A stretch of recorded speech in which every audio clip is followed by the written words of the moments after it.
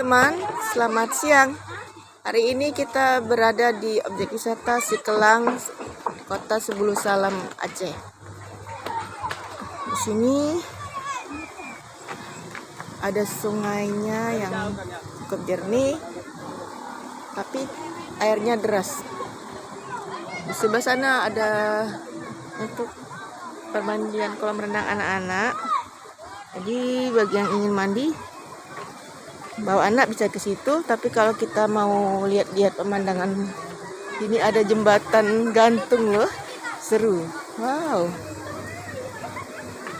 waduh, waduh.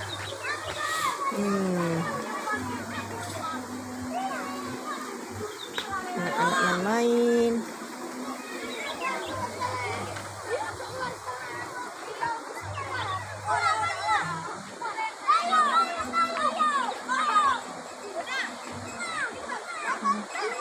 Ini kita coba